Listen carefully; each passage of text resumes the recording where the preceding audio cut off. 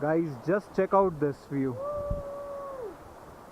That snow-covered mountain is China, and this is the last village of India, named CHITKUL.